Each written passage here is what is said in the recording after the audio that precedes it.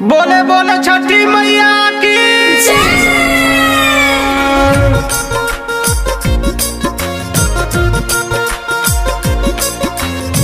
त्रिताल records पीरो। जय हो जय जय छठी मैया, जय हो जय जय छठी मैया, जय हो जय जय छठी मैया, जय जय जय जय आदित्य माल।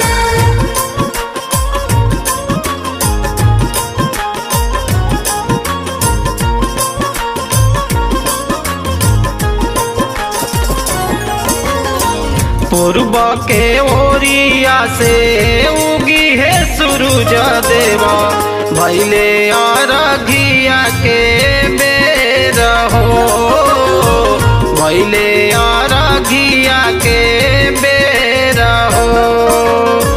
हाथे कल सुपवा लेके जल बीच खाड़ बानी, कापे बदन थर थर हो। काफी बदन थारा थारा हो।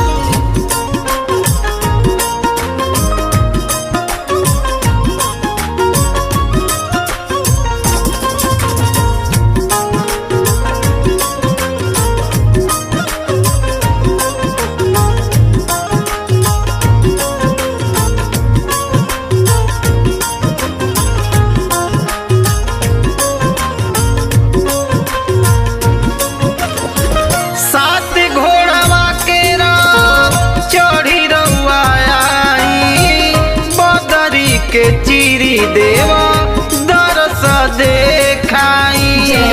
जय हो छठी मैया, जय हो आदित्य माल। सात घोड़ा वाला रथ चढ़ी रउआ आई, बदरी के चीर देवा दर्शन देखाई। हाथ जोड़ी खड़ा बाड़ी कहेली तिवैया, हाथ जोड़ी खड़ा बाड़ी कहेली तिवैया। अब नाही करी रउआ दे रहो, होई गईले अरघ के बेर हो।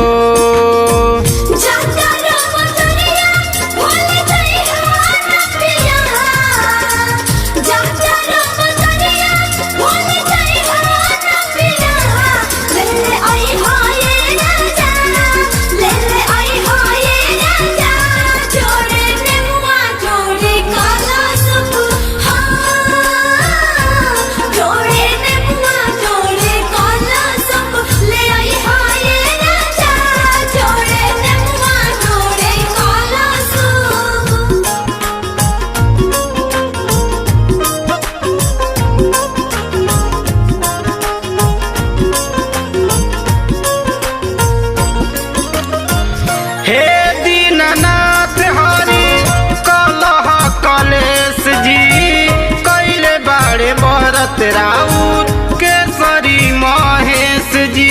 जय हो छठी मैया, जय हो आदित्य माल।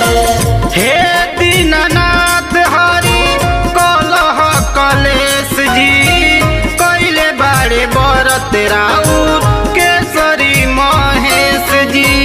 अर्घ दिवावे अइले मुना मतलबी, अर्घ दिवावे अइले मुना मतलबी। बाबा दूधवा से अर्घ देबो भो